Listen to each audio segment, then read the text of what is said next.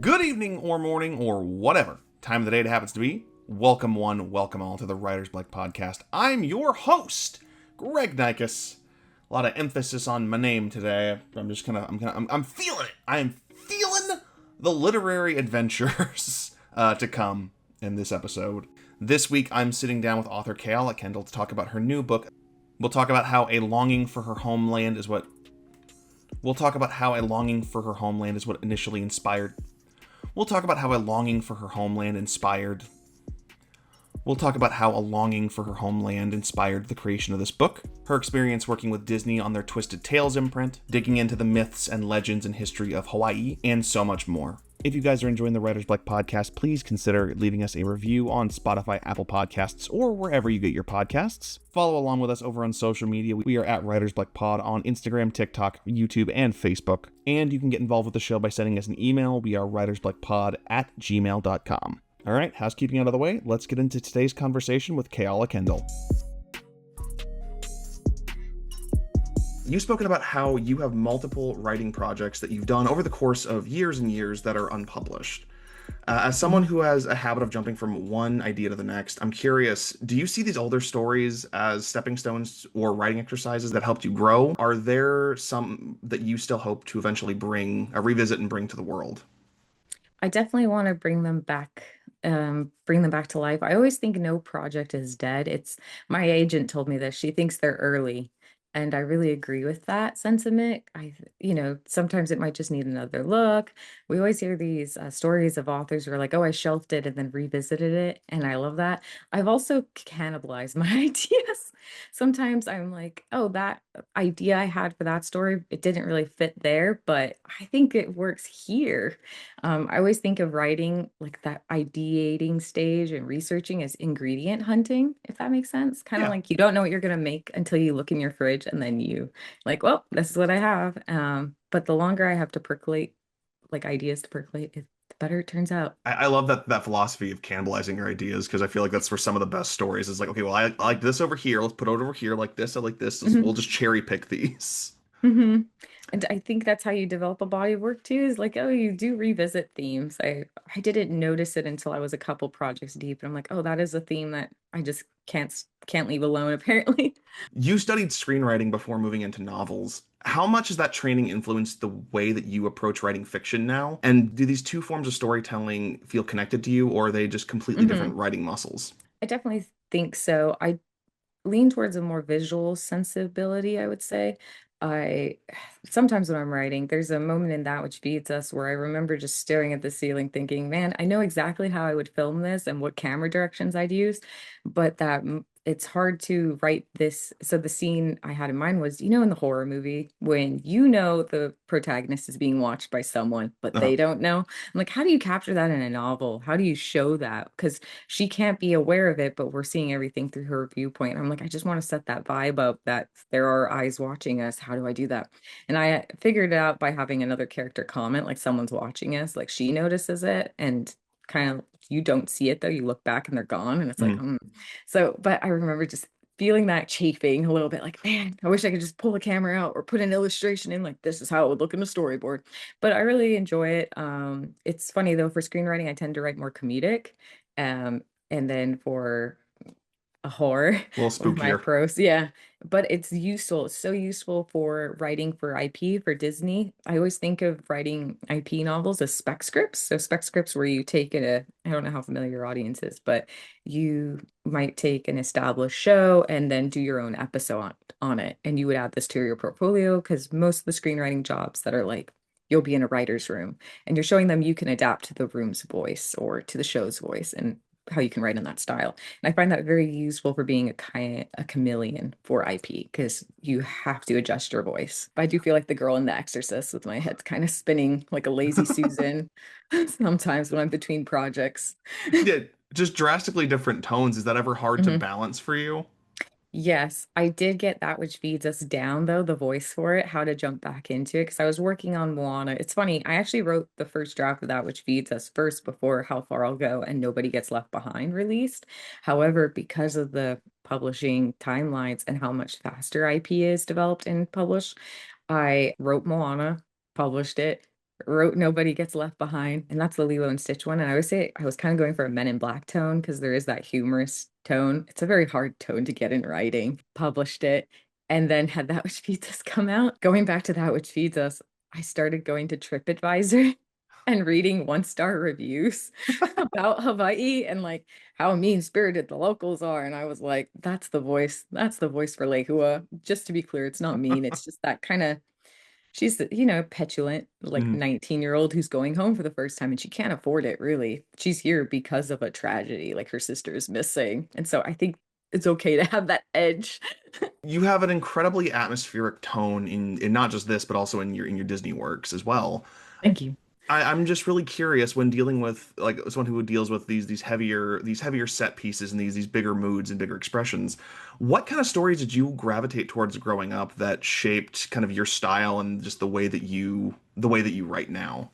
I would read anything I could get my hands on. Once I had that gateway to reading opened, I remember I struggled to read at first, probably because of the ADHD I didn't know about at the time, but the focus staying in it.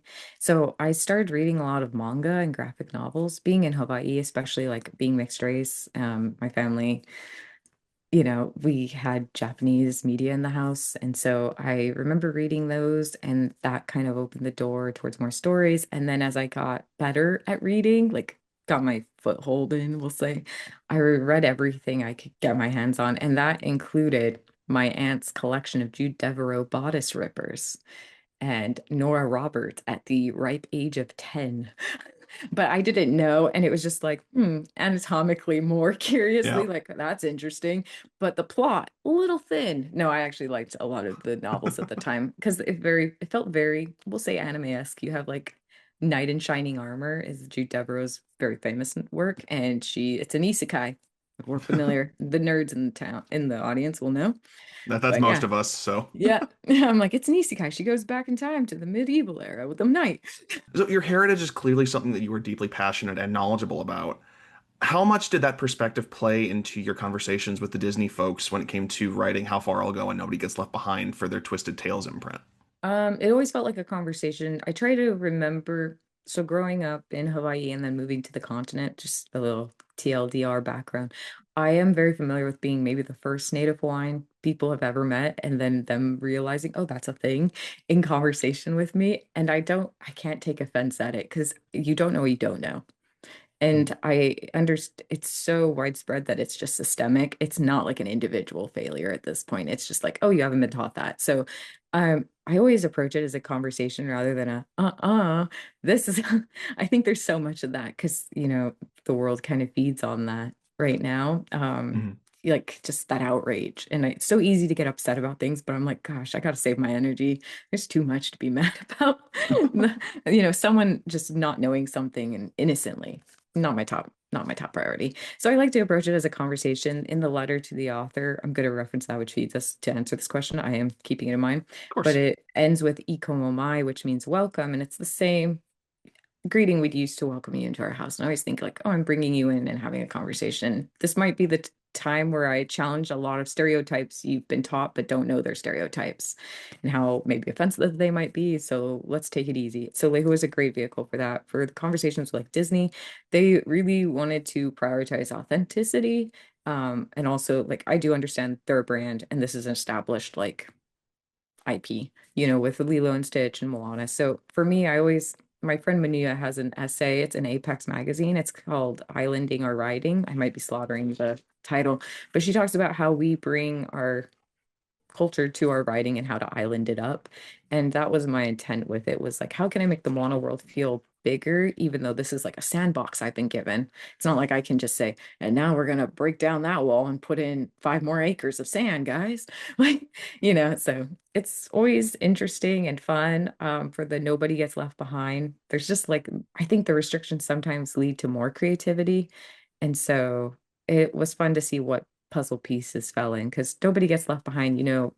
Mosquitoes are a big part of the Lilo and Stitch world. And so I thought it would be fun that when Nani and Stitch go to the Galactic Federation. And I thought, what if they don't know what mosquitoes are? What if when they arrive on the platform, these people think they're mosquitoes? and that they're endangered, but they're like, what's in danger? Are we in danger?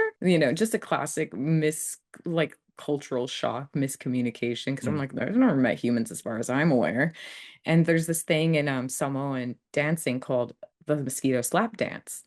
And I thought, what a cool thing to bring. Like this little puzzle piece just kept falling into place. Like, what if we show the aliens the mosquito slap dance? So there's this whole moment where I got to just kind of play with it. It's much more humorous, I should say. It's not in the US quite yet, but hopefully. We'll get there. We'll get there. Yeah. So this book, That Which Feeds Us, is a project you've been working on for some time, and it's a very personal one. The original title, Soon Ripe, Soon Rotten, which it kind of instantly gives this more eerie impression of the story, like kind of hmm wearing it on its sleeve. What can you tell us about that original title and what inspired the change? So I love the title still, and I'm always telling myself I'm going to use the old title somewhere because it comes from the persimmons. So persimmons are a central motif in the novel, and for persimmons, they when they look good to eat, they're not. They're going to be too astringent. They're going to not taste right, and they're going to be hard. You have to wait until they're so ripe they look rotten. And there's something about that that just feels like the perfect Gothic fruit. And also this painful ripening process of assimilation for Hawaii colonialism. And so that was where it came from. And there was this sort of image, it's a political caricature cartoon, not quite sure what the right word would be here, but um of Abe Lincoln, and he's sitting under a tree, and there's these fruits in the tree, and he has his hat, classic hat, almost like an Uncle Sam hat, open in his lap, and it says USA on the hat, on like the band. And falling into the tree is a fruit with the word Hawaii on it. And then in the tree was Cuba, the Philippines, maybe Haiti. I have to look at it again. But it was during this expansionist period. And so this idea of Hawaii as a ripe fantasy fruit that the US is just waiting to pluck was very common of like a very common image in American minds. Yeah. And so that's what I wanted to explore. It just was all these like I didn't like when I found that I was like, oh my gosh, like it's all connecting. Feel a little bit like Charlie Day with his board, but more less caffeinated maybe. But Yeah. anyways, but with the title change, they wanted it to feel more connected to the Hawaiian setting, and so we used the translation, the literal translation of aina. So aina means food, but the literal translation is that which feeds.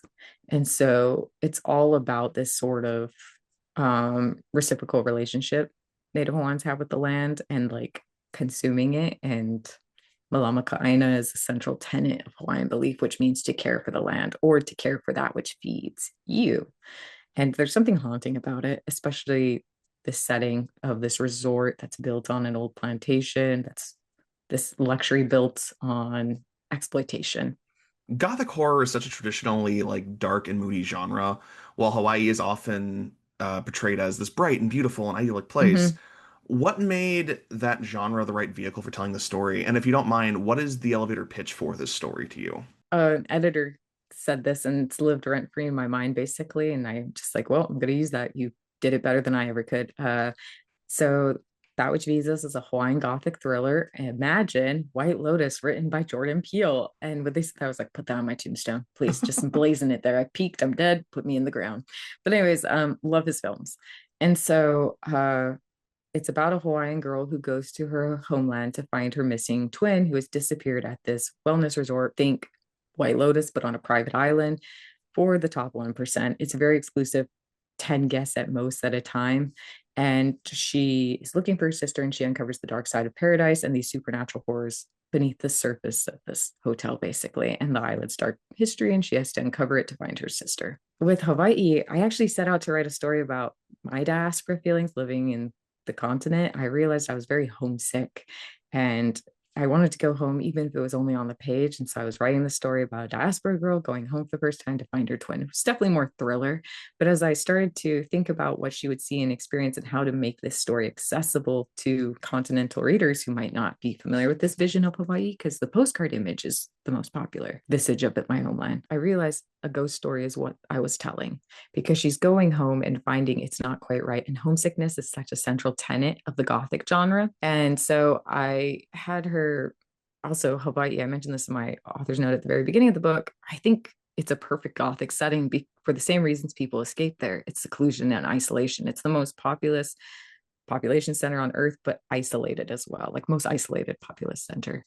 And so there's something about that contrast that drew me in, that felt inherently haunting. And so I wanted to explore colonialism's ghosts, because when you know the history of Hawaii, it's impossible to not see it etched into everything around you. At the heart of the story is Luhia's search for her missing twin sister. What interested you most about exploring the dynamic between these two sisters? I love this idea of not knowing our family really and having to kind of peel back their layers. And I think there's a connection there with going home too for the first time as an adult. I think we've all had this experience. I mean, unless you're incredibly lucky to have never left your childhood home or never moved away once in your life and you just have an attic full of memories and never had to pack that all up. Um, Lehua goes to this homeland that she has this connection to, that through her grandparents, these stories they've told, and it's almost like they're waxing poetry because of nostalgia and they miss it. And so they almost are fantasy lands, the same vision that a tourist or a visitor might have of Hawaii before they go there. But I think there's something about homeland and your sister and like your family and connecting to these roots, and that felt connected to me for Lehua's journey. And Ohia is largely absent from the book because she is missing. So I needed her to feel present on the page. And so Lehua's complex feelings towards Hawaii when she's there, she's not really wanting to be there. The last time she saw Ohia, they had kind of a big fight, but when she hears her sister's on academic suspension, used to be a perfect 4.0 student, and she's been kicked off the track team, and she's a girl with Olympic aspirations, one of the top 10 runners nationwide. She's like, what the hell? This is not like her. Something is suspicious. I need to go. And so she immediately hops on a plane. I think we all have that sibling or just family member where it's like, gosh, I hate you right now. I'm so mad at you, but yeah, I'd go to hell and back for you still. So she goes to find her, and she doesn't want to be there, but she is hoping her sister wants to see her. And I think that matches Lehua's connection. Like, I don't know if I belong in this homeland. It feels alien and foreign to me because I've never been here, but I want to belong. I want to feel this mooring here. Like I belong, because she's never had that. Both her and Ohio grew up in foster care after their grandparents died at the age of 12, when they were 12. And they've just moved through these homes. Their mom's absent. And so that's also the fear, is Ohio will end up like her mom with no answers, no idea where she went. While writing this book and kind of diving into the history of colonial Hawaii, did you come away with like a deeper understanding of your own past or relationships with your heritage, or maybe did you learn something that like fascinated you that you just didn't expect? Yeah, I actually got more radicalized, which was funny to me. I didn't realize there were things that growing up with, I'm like, oh, I love this. This is such a neat part of my childhood. And then I found out, oh, that's because of colonialism, huh?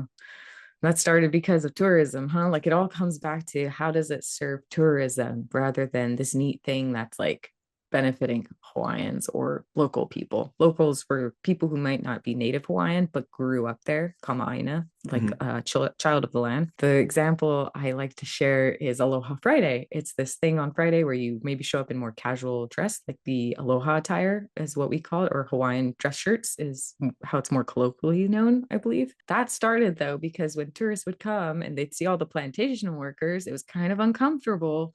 It was bringing the vibe down to see all these sweaty workers wearing their like stained clothing. And so they introduced Aloha Friday and encouraged the plantation workers on Friday to wear the Aloha shirt. So that when the tourists arrived, it's like, we're all partying, we're all having fun. Don't look at them. They're having a Oh great boy. time. And that's where I feel like this Aloha spirit idea kind of first starts, where it's like, oh, you're so welcome, happy to serve you, and doing it with a smile. And I'm like, there's something kind of scary about that. Yeah, wow. I had never really thought about this stuff because like for me, like the lenses I've always seen, like obviously being a mainlander, being living coming from America, like the Hmm. Midwest, it's things like Lilo and Stitch, things like Rocket Hmm. Power when I was growing up, like oh here dude, Hmm. these very like seen through rose-colored glasses views. I'm curious. We've talked about it a couple like quite a bit, but the media is always portrayed pretty historically in this idyllic lens. Hmm. Is there any like a media thing that you've seen about Hawaii that you think actually genuinely captures the experience in a meaningful way? There's books that I'm a big fan of. One of them's called This is Paradise. And and every drop is a man's nightmare. I have it on my shelf, but I don't want to get up and get it Yeah, and disconnect everything. But understand. that one's by Megan Kamale Kakimoto, and it's an anthology set. It is very lyrical, and it does take these ideas of local and Hawaiian ghost stories. She's Hawaiian Japanese, and so there is that. I think there's a little bit of that Ito element in there, Junji Ito, where it's very unsettling. Mhm. And I like rereading them. But those look at, they take the folklore for her stories and kind of peel it back. And there was actually a recent article, column from Makana Ayer. It's Eyre. I learned how to pronounce things all the time from my audiobooks.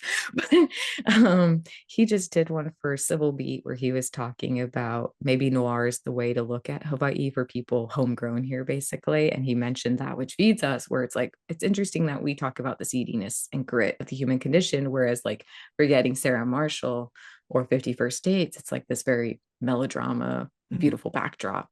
So when you say that, I'm like, I think I see it in books sometimes. And then there's a documentary called Cane Fire, and it looked at the sugarcane rebranding from the plantations to hotels. And it was so interesting to see that while I was working on this book. I'm reminded of the meme about Trump's tax returns, not to get political, it's just a meme where it's like, man, I spent 2 years on this story and then he just tweeted about it. I'm like, man, I've been researching this for like a year and he just released a documentary about it. Mhm. So, but it was good. So I guess winding down then, just kind of a question I always wanna end things with. What is one question that you haven't been asked yet about this book that you really wish that someone would ask? Ooh, it's not so much to really ask, but I think I always get asked the meaning of my name. And so I was very surprised when no one asked about Lehua no Hias, but it's Okay. not like a need. I also think it's a perfect API book, which Okay. it is API month. I am happy to talk about that because sugarcane plantations are central to the union development and labor history in America and Hawaii. Asian Americans got so many like civil rights through the union, like that really made them a political bloc. And this book has that. It talks about it. It talks about the history of the sugarcane plantations in a way I haven't seen before. That's why I wanted to write it. And then for Lehua no Hia's name, I'll do it really fast. It comes from a myth that's mentioned in the book about a girl named Lehua and a boy named Ohia. And Pele, who is a goddess of volcanoes, loves Ohia and lusts after him. But when he turns her down because he's with Lehua, she turns him into this gnarled Ohia tree. And Lehua cries. And some stories say Pele felt remorse and couldn't undo it. And some stories say the gods were going to help her, but couldn't undo or help her in any other way. They turn Lehua into a flower, and she is the flower upon which the Ohia tree is. And when you separate the two, it will rain because it's the gods crying for them being separated again. And I thought that was those are two great names for twins. Yeah. Like, and Ohia is also a type of sugarcane variation. Okay. I love those little like secret double meanings of names. So yeah, it just felt like it fell into place. I love that. Keala, thank you so much for joining us on the podcast this Yeah. week. Where can our listeners go to find the book, to find more from you and all the cool things that you've got going on So right now? we have two versions of the book, Target exclusive edition. And this one has like a gold foil and it has an extra myth at the back. And this one should be at any Target in the Sunny Reads and Reese Witherspoon collection area. And then this is the regular book, and you can get it wherever books are sold. I'm also on kealakendall.com and social media. If you go on Instagram, you'll probably see my dog, my writing assistant, who doesn't put enough hours, in my opinion, but it's okay. She doesn't know what capitalism is, and good for her. Oh, I feel that. I have a lazy retriever who's around here somewhere who Mhm. she just wants to barge in sometimes and just snore loudly while I'm recording. So I understand that. Yep, exactly. You think of the Hayao Miyazaki myth. You have no schedule. But yeah, thanks for having me, Greg, and Yeah, so excited. of course. Yeah, and thank you. And again, thank you for joining us. And this everyone should go out and check out the book. Well, thank you. Next week on the Writer's Black podcast, I'm going to try really hard to not fanboy. I'm sitting down with Veronica Roth, the author of the Divergent series, to talk about her new dystopian fantasy novel, Seek the Traitor's Son. Seek the Traitor's Son is set on a futuristic Earth where a virus called the fever has destroyed Earth's population. Basically, everyone who gets it dies, but half of them come back to life with special gifts, usually relating to the perception of the past. But some rare people can see the future instead. And our main character, Elegy, is summoned before them to hear a prophecy. And the prophecy says that she'll either save her people from their enemies or fail them. And along the way, she'll fall in love with a man who will bring her death. If you're enjoying the Writer's Block podcast, please consider leaving us a review on Spotify, Apple Podcasts, or wherever you get your podcasts. Follow along with us on social media. We are at Writer's Block Pod on Instagram, TikTok, YouTube, and Facebook. And if you want to get involved with the show, you can send us an email. We are writersblockpod@gmail.com. Once again, thank you so much to Keala Kendall for joining us this week. Thank all of you for sticking around and listening. I hope it was as fun and as enlightening for you as it was for me. Until next time, I've been Greg, you've been awesome, and keep writing.